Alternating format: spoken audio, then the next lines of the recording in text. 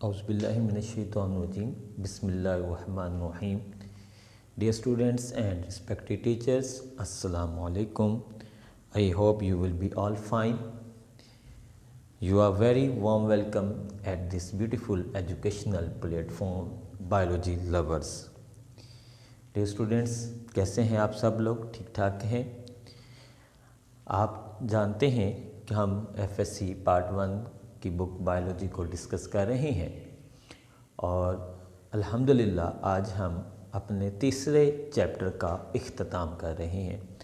हमारा तीसरा चैप्टर जो एंजाइम से मुतल्लिक था, आज उसका आखिरी लेक्चर है और हमारा आखिरी टॉपिक भी है और अल्हम्दुलिल्लाह आज हम अपने सफ़र में अपनी तीसरी मंजिल तक जो है वो पहुंच चुके हैं। तीसरा चैप्टर आज हमारा कंप्लीट हो जाएगा।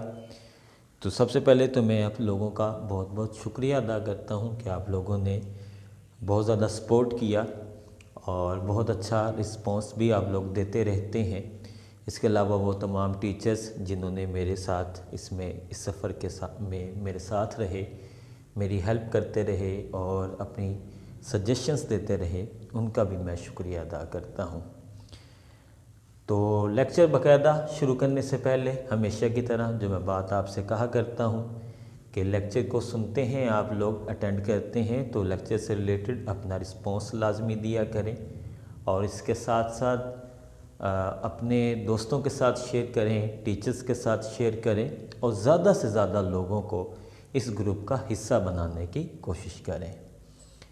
तो डियर स्टूडेंट, बिला तख़ीर हम अपने आज के आखिरी और 5वें लेक्चर का जो है वो आगाज़ कर रहे हैं।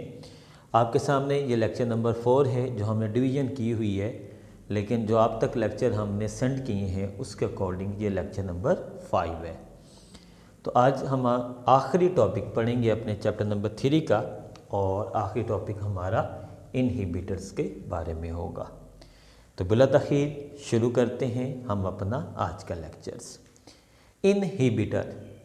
इनहिबिटर जैसा कि नाम से जाहिर है, रोकने वाले, इनहिबिट करने वाले, किसी चीज़ को रोकना। और केमिकल लैंग्वेज के अंदर, केमिस्ट्री के लैंग्वेज के अंदर या रिएक्शंस की लैंग्वेज के अंदर इनहिबिटर से मुराद वो सब्सटेंसेस होते हैं जो किसी भी केमिकल रिएक्शन को रोक देते हैं, इनहिबिट करते हैं। तो first of all dear student, हम इसकी डेफिनेशन पढ़ेंगे। An inhibitor is a chemical substance which can react in place of substrate with enzyme but is not transformed into product. In this result, it blocks the active site temporarily or permanently. तो enzyme reaction के अंदर हम inhibitor उन substances को कहते हैं जो enzyme की एक्टिव साइट के साथ आकर अटैच हो जाते हैं। अब ये एक्टिव साइट के साथ जुड़ तो जाते हैं मगर ये प्रोडक्ट में कन्वर्ट नहीं होते। तो जब वो प्रोडक्ट में कन्वर्ट नहीं होते तो इसका मतलब है कि वो एक्टिव साइट को ब्लॉक कर देते हैं। अब ये ब्लॉकेज जो है ये आर्जी तौर पर भी हो सकती है, यानी टेम्पररी तौर पर भी हो सकती है और परमानेंटली भी हो सकती है। इन सिंपल वर्ड्स, इनहिबिटर से मुराद वो केमिकल सब्सटेंसेस हैं जो एंजाइम की एक्टिव साइट के साथ आकर अटैच होते हैं और एक्टिव साइट को ब्लॉक कर देते हैं, एक्टिव साइट को फिल कर देते हैं और लेकिन ये प्रोडक्ट में कन्वर्ट नहीं होते। तो इन केमिकल सब्सटेंसेस को हम बोलते हैं इनहिबिटर्स। इसका नतीजा ये निकलता है कि जब एक्टिव साइट फिल हो जाती हैं, ब्लॉक हो जाती हैं, तो डेफिनेटली एंजाइम के साथ सबस्ट्रेट अटैच नहीं होंगे और जब सबस्ट्रेट अटैच नहीं होंगे तो प्रोडक्ट्स नहीं बनेगी और केमिकल रिएक्शन नहीं हो सकेगा। तो इस तरह एंजाइम अपनी एक्टिविटी को छोड़ देते हैं। एग्जाम्पल्स हम लेंगे, poisons like cyanides, antibodies, antimetabolites और कुछ ड्रग्स। तो ये वो चीज़ें हैं जो इनहिबिटर का काम करती हैं, जो एंजाइम के एक्टिव साइट के साथ जुड़ जाती हैं और एंजाइम के एक्टिव साइट को ब्लॉक कर देती हैं, जिसके नतीजे में एंजाइम अपना वर्क नहीं कर सकते। तो डियर स्टूडेंट, हम इसके बाद इसकी डिफरेंट टाइप्स पढ़ेंगे कि इनहिबिटर्स की कौन कौन सी टाइप्स हैं। जी, टाइप्स ऑफ इनहिबिटर। तो first of all irreversible inhibitor, जैसे कि नाम से ही जाहिर है ये वो इनहिबिटर्स हैं जो एक्टिव साइट के साथ जाकर जुड़ जाते हैं, ठीक है, और उसकी जो एक्टिव साइट की ख़ास शेप होती है, स्ट्रक्चर होती है, उसको कम्प्लीटली तौर पर डिस्ट्रॉय कर देते हैं। और इरिवर्सिबल हम इन्हें इसलिए कहते हैं क्योंकि जब ये एंजाइम्स के साथ जुड़ते हैं तो बॉन्डिंग कर लेते हैं, कोवलेंट बॉन्डिंग कर लेते हैं, केमिकल बॉन्डिंग कर लेते हैं। तो केमिकल बॉन्डिंग के नतीजे में वो उसके साथ परमानेंटली जुड़ जाते हैं और उससे फिर उतरते नहीं हैं, उससे रिमूव नहीं होते, उससे रिवर्स नहीं होते। तो हम इसलिए इनको कहते हैं इरिवर्सिबल इनहिबिटर्स। जैसे कि सामने आपको तस्वीर में नज़र आ रहा है, आप देख सकते हैं कि इसमें एक एंजाइम है जिसके साथ एक सबस्ट्रेट अटैच होने लगा है, लेकिन उससे पहले एंजाइम की एक्टिव साइट के साथ एक इनहिबिटर आकर अटैच हो गया है। तो ये इनहिबिटर जब एंजाइम की एक्टिव साइट के साथ जुड़ जाएगा तो इसका नतीजा ये निकलेगा कि एंजाइम की एक्टिव साइट ब्लॉक हो जाएगी और सबस्ट्रेट उसके साथ अटैच नहीं हो सकेगा, जिसकी वजह से एंजाइम वर्क नहीं कर सकेगा।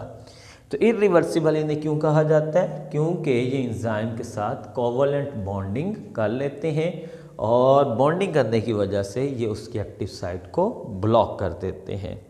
एग्जाम्पल्स हमारे पास हैं, बहुत सारे साइनाइड्स हैं, पॉइजन्स हैं और इसी तरह ड्रग्स हैं। ये नीचे बहुत सारी एग्जाम्पल्स दी हुई हैं, ये आपके सामने हैं। ये जो पॉइजन्स हैं ये इरिवर्सिबल इनहिबिटर का काम करते हैं। क्लियर है जी? ओके, आगे चलेंगे हम। कंपैरिजन है हमारे सामने इरिवर्सिबल और रिवर्सिबल इनहिबिटर का। जो इरिवर्सिबल होते हैं ये कोवलेंट बॉन्डिंग करते हैं, ठीक है, जबकि रिवर्सिबल नॉन कोवलेंट बॉन्डिंग होती है, यानी उनके अंदर बॉन्डिंग नहीं होती। इसी तरह इरिवर्सिबल जो इनहिबिटर्स होते हैं ये सबस्ट्रेट और मतलब ये सबस्ट्रेट की जगह पर अटैच होते हैं, ठीक है जी, और इसके वजह से एंजाइम की जो कैटालिटिक एक्टिविटी है उसको ये कम कर देते हैं। और लेकिन जो रिवर्सिबल होते हैं इनकी वजह से कोई केमिकल चेंज नहीं आता। इसके बाद ये बात हम पढ़ चुके हैं शुरू में ही कि जो इरिवर्सिबल हैं चूँकि ये कोवलेंट बॉन्डिंग करते हैं तो इसलिए ये रिवर्स नहीं हो सकते, जबकि जो रिवर्सिबल हैं वो चूँकि कोवलेंट बॉन्डिंग नहीं करते एंजाइम्स के साथ तो इसलिए उनको रिवर्स करना आसान होता है, ठीक है जी। तो अगर हम इसके बाद जो हमारा टॉपिक है रिवर्सिबल इनहिबिटर वो आप पढ़ें और उसके बाद फिर इसका कंपैरिजन को पढ़ेंगे तो आपको ज़्यादा अच्छे से जो है वो समझ आ जाएगा। तो इसलिए हम जल्दी से रिवर्सिबल इनहिबिटर पढ़ते हैं ताकि आपको इरिवर्सिबल और रिवर्सिबल में फ़र्क समझ आ जाए। रिवर्सिबल इनहिबिटर्स, ये जो इनहिबिटर्स होते हैं ये एंजाइम के साथ वीकली लिंकेज बनाते हैं। वीक लिंकेज होता है यानी कोवलेंट बॉन्डिंग नहीं होती, और लेकिन जब ये एंजाइम के साथ जुड़ते हैं तो ये they affect can be neat. तो ये वाले जो इनहिबिटर्स होते हैं इनके अफेक्ट को हम कम कर सकते हैं या ख़त्म कर सकते हैं। किस तरह ख़त्म कर सकते हैं कि हम अगर सबस्ट्रेट की कंसंट्रेशन को बढ़ा दें तो जो रिवर्सिबल इनहिबिटर्स का अफेक्ट है एंजाइम के ऊपर वो अफेक्ट जो है वो कम किया जा सकता है। दोबारा समझ लें, जो इरिवर्सिबल इनहिबिटर्स होते हैं वो एंजाइम के साथ कोवलेंट बॉन्डिंग करते हैं, इसलिए उनके लिए ये मतलब अगर आप सबस्ट्रेट की कंसंट्रेशन बढ़ा भी दें तो उन पर कोई फ़र्क नहीं आता क्योंकि कोवलेंट बॉन्डिंग के नतीजे में वो एक्टिव साइट को ब्लॉक कर देते हैं। जबकि जो रिवर्सिबल इनहिबिटर्स होते हैं ये चूँकि कोवलेंट बॉन्डिंग नहीं करते, वीक लिंकेज बनाते हैं, तो इस वजह से इनके अफेक्ट को हम कम कर सकते हैं अगर हम क्या करें, अगर हम सबस्ट्रेट की कंसंट्रेशन को बढ़ा दें तो हम इनके अफेक्ट को कम भी कर सकते हैं। तो ये डियर स्टूडेंट इन दोनों का डिफरेंस है आप इसके बाद जो पीछे वाला हमारा गुजरा है स्लाइड गुजरी है सॉरी, उस स्लाइड को दोबारा देखें, उसको पढ़ें और इन दोनों का कंपैरिजन जो है वो उसमें डिस्कस करेंगे। जी आगे है जी रिवर्सिबल इनहिबिटर्स की जो है वो टाइप्स। तो डियर स्टूडेंट्स यहाँ पे तीन तरह की टाइप्स हैं आपके सामने, लेकिन आपकी बुक में दो तरह की हैं, कम्पिटिटिव और नॉन कम्पिटिटिव। ठीक है जी, एक अनकम्पिटिटिव भी होता है। तो हम जो है वो दो टाइप्स को जो है डिस्कस करेंगे। तो ये दोनों टाइप्स जो हैं ये रिवर्सिबल इनहिबिटर्स की टाइप्स हैं, कम्पिटिटिव और नॉन कम्पिटिटिव। जी टाइप्स ऑफ रिवर्सिबल इनहिबिटर्स, सबसे पहले आ गया जी कम्पिटिटिव। कम्पिटिटिव ये जो इनहिबिटर्स होते हैं ये सबस्ट्रेट जैसे होते हैं इनकी शक्ल सूरत, इनकी स्ट्रक्चर, इनकी कंपोजिशन जो है वो शेप वो इनकी सबस्ट्रेट जैसी होती है। एंजाइम इन मॉलिक्यूल्स को, इन केमिकल सब्सटेंसेस को एज अ सबस्ट्रेट अपने साथ जो है वो अटैच करवा लेता है। एंजाइम की जो एक्टिव साइट है वो इनको रिकॉग्नाइज करती है एज अ सबस्ट्रेट और इस तरह वो इसकी एक्टिव साइट के साथ जो है वो जुड़ जाते हैं। लेकिन एक्टिव साइट के साथ जुड़ने के बाद रिएक्शन नहीं करते। ठीक है जी, यानी कि किसी किस्म का कोई प्रोडक्ट तैयार नहीं होता, बल्कि उल्टा एक्टिव साइट क्या हो जाती है, ब्लॉक हो जाती है। तो जिसके नतीजे में रिएक्शन आगे नहीं चल पाता। तो इन्हें कम्पिटिटिव इनहिबिटर्स क्यों कहा जाता है? क्योंकि इनकी शेप जो है वो सबस्ट्रेट के साथ मिलती जुलती है, तो इस वजह से हम इन्हें कम्पिटिटिव इनहिबिटर्स कहते हैं। मिसाल के तौर पर जो मेलोनिक एसिड है वो एक एंजाइम है सक्सिनिक डिहाइड्रोजिनेज। उसके ये जो एंजाइम है ये सक्सिनेट जो मॉलिक्यूल है उसकी डिहाइड्रोजिनेशन करने के लिए होता है। लेकिन क्या होता है कि मेलोनिक एसिड जो है इसकी स्ट्रक्चर और इसकी शेप क्योंकि सक्सिनेट जैसी है तो ये इस एंजाइम के साथ जाके जुड़ जाता है, मगर जो ये एंजाइम है ये उस पर वर्क नहीं कर पाता, जिसके नतीजे में इसकी एक्टिव साइट क्या हो जाती है, ब्लॉक हो जाती है। क्लियर हो गया ना?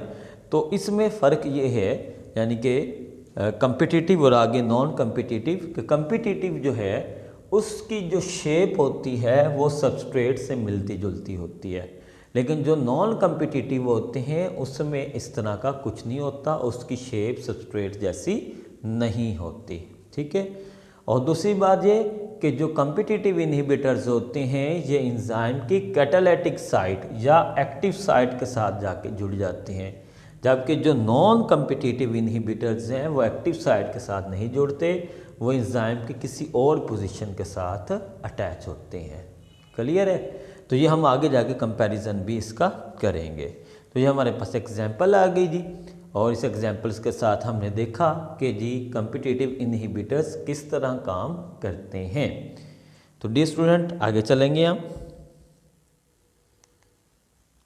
जी। ये देखें कम्पिटिटिव इनहिबिटर्स, एक तरफ आप देख सकते हैं सबस्ट्रेट है और दूसरी तरफ कम्पिटिटिव इनहिबिटर है जिसकी शेप सबस्ट्रेट से मिलती जुलती है। तो एंजाइम की जो एक्टिव साइट है वो इस तरह के जो इनहिबिटर्स हैं उनको एज अ सबस्ट्रेट रिकॉग्नाइज करती है और अपने साथ जोड़ लेती है, लेकिन डेफिनेटली उससे रिएक्शन नहीं होता, प्रोडक्ट तैयार नहीं होती। ओके आगे चलेंगे हम जी। कम्पिटिटिव इनहिबिटर्स से रिलेटेड बहुत सारी डिजीज़ हैं, क्योंकि डेफिनेटली जब ये इनहिबिटर्स एंजाइम्स के साथ जुड़ जाते हैं तो एंजाइम वर्क नहीं कर पाता, जिसकी वजह से बहुत सारी सीरियस किस्म की प्रॉब्लम्स जो है वो आ सकती हैं। तो डियर स्टूडेंट आप इस टेबल को बहुत अच्छे से ध्यान से देखें, इसको पढ़ें। इसमें आपको एक तरफ इनहिबिटर नज़र आ रहा है और दूसरी तरफ जो है वो आपको नज़र आ रहे हैं एंजाइम्स। तो हमारे पास बहुत सारी एग्जांपल्स हैं जिसमें आप देख सकते हैं कि कौन कौन से इनहिबिटर जाके वो किस एंजाइम के साथ अटैच हो जाते हैं और उसके रिज़ल्ट में कौन कौन सी प्रॉब्लम जो है वो पैदा होती हैं। तो इस टेबल को आपने बहुत अच्छे से पढ़ना है। अगर इसमें कोई चीज़ आपको ना समझ आए तो वो आप मुझसे पूछ सकते हैं। ये चीज़ एक्स्ट्रा है, ये फॉर नॉलेज है, ये आपकी बुक से डेफिनेटली नहीं लिया गया, लेकिन आपको नॉलेज देने के लिए, आपको इन्फॉर्मेशन देने के लिए ये टेबल हमने लेक्चर में शामिल किया है। क्लियर है जी? ओके, आगे चलते हैं हम। Non competitive inhibitors. जिस तरह डियर स्टूडेंट मैंने पहले भी बताया कि कम्पिटिटिव और नॉन कम्पिटिटिव में मेजर डिफरेंस ये है कि कम्पिटिटिव इनहिबिटर्स की जो शेप है वो सबस्ट्रेट जैसी होती है। एंजाइम की एक्टिव साइट उन्हें एज अ सबस्ट्रेट रिकॉग्नाइज करती है और उसको अपने साथ जोड़ लेती है, लेकिन वो इनहिबिटर्स उनके एक्टिव साइट को जाके क्या कर देते हैं, ब्लॉक कर देते हैं, प्रोडक्ट तैयार नहीं होता।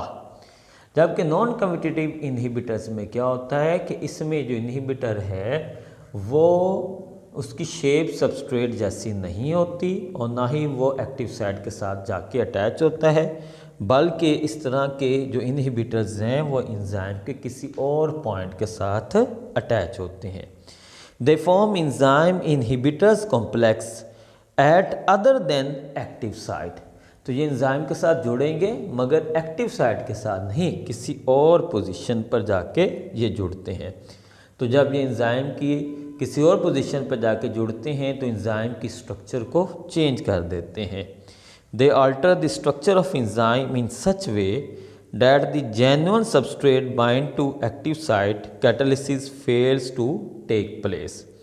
तो ये चूँकि एक्टिव साइट के साथ नहीं जुड़ते बल्कि किसी और जगह पे आके जुड़ते हैं, लेकिन इसका नुकसान ये होता है कि जब सबस्ट्रेट एंजाइम के साथ आके जुड़ता है तो एंजाइम कैटालिसिस नहीं कर पाता, एंजाइम को किसी काम के नहीं छोड़ते बल्कि उसकी स्ट्रक्चर को इस तरह चेंज कर देते हैं कि एंजाइम सबस्ट्रेट के साथ जुड़कर भी कैटालिसिस का प्रोसेस नहीं कर पाता। इसकी एक बड़ी ज़बरदस्त एग्जांपल फीडबैक इनहिबिशन है। तो फीडबैक इनहिबिशन में आपने देखा था, ये हमने पहले भी इसको डिस्कस किया है कि इसमें क्या होता है कि जो आखिरी एक एंजाइम चेन एसोसिएशन में या एंजाइम चेन के अंदर हम ये देखते हैं कि जब बहुत सारे एंजाइम मिलकर काम कर रहे होते हैं तो आखिरी एंजाइम की जो प्रोडक्ट होती है वो फर्स्ट एंजाइम के साथ जाके जुड़ जाती है, जिसके नतीजे में एंजाइम मज़ीद वर्क नहीं कर पाता। इसको हमने फीडबैक मैकेनिज़्म कहा है और इसको आप पढ़ चुके हैं।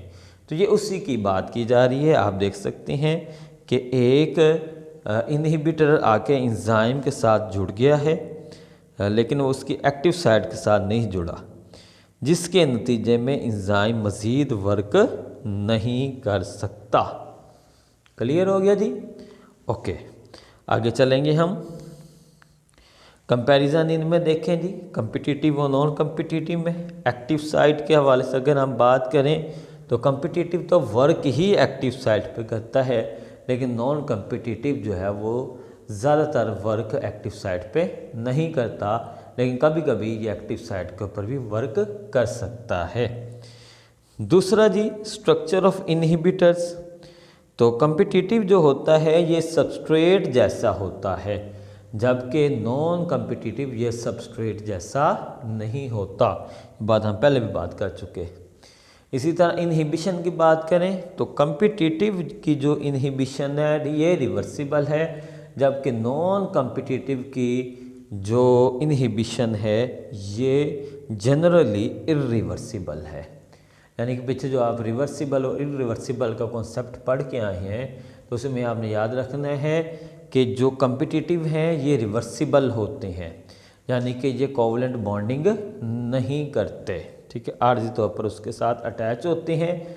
और ये भी हमने पढ़ा था कि अगर हम एंजाइम की कंसंट्रेशन को बढ़ा दें तो ये जो कम्पिटिटिव इनहिबिटर्स हैं, कम्पिटिटिव इनहिबिटर्स हैं, ये उसको छोड़ देते हैं या इनके रिएक्शन को हम स्लो डाउन कर सकते हैं, जबकि नॉन कम्पिटिटिव पर इस चीज़ का कोई असर नहीं होता। तो डियर स्टूडेंट, ये बहुत ज़बरदस्त एक कंपैरिजन है, आपके सामने है। इस कंपैरिजन को बहुत अच्छे से तैयार कीजिएगा। कोई बात समझ में ना आए तो वो आप पूछ सकते हैं। जी डियर स्टूडेंट, हमारा आज का लेक्चर यहीं पर कंप्लीट होता है। छोटा सा लेक्चर था, मुख्तसर था, लेकिन था बहुत अहम। और इस लेक्चर में से कोई ख़ास MCQ जो है वो नहीं मिला, तो इसलिए सिर्फ शॉर्ट क्वेश्चंस हैं जो आपके सामने जो है वो दिए गए हैं। इन शॉर्ट क्वेश्चंस को बहुत अच्छे से आपने तैयार करना है। तो इसके साथ साथ डियर स्टूडेंट, आज का हमारा ये लेक्चर भी एंड हुआ और चैप्टर नंबर 3 भी यहीं पर कंप्लीट हो रहा है। अल्लाह ताला से दुआ है कि अल्लाह ताला आपको हमेशा खुश रखे, ज़िंदगी के तमाम इम्तिहानात में कामयाब करे। और इसके साथ साथ आपसे ये एक दरख्वास्त भी है कि ज़्यादा से ज़्यादा दोस्तों के साथ, टीचर्स के साथ इसको शेयर करें, ज़्यादा से ज़्यादा लोगों को इसके बारे में बताएं और ज़्यादा से ज़्यादा लोगों को ग्रुप के अंदर ऐड करने की कोशिश करें। तो इंशाल्लाह इस चैप्टर के बिल्कुल इख्तिताम आज हो चुका है। तो अब जल्दी ही इंशाल्लाह आप तक जो है इस चैप्टर से रिलेटेड MCQs, शॉर्ट क्वेश्चंस और इसके टेस्ट और इसकी सॉल्व्ड एक्सरसाइज, ये तमाम चीज़ें इंशाल्लाह आपको सेंड कर दी जाएंगी। उसके बाद इस चैप्टर का आपसे टेस्ट लिया जाएगा। तो मुझे भी अपनी दुआ में याद रखिएगा। किसी किस्म की कोई सजेशन हो तो वो आप लाजमी दे सकते हैं। तो इंशाल्लाह मिलते हैं अगले लेक्चर के साथ। और जैसे ही आपका टेस्ट ख़त्म होगा तो हम इंशाल्लाह अपना चैप्टर नंबर 4 जो है वो शुरू कर लेंगे। तो मुझे अपनी दुआ में याद रखिएगा। जज़ाकल्लाह। अल्लाह हाफिज़।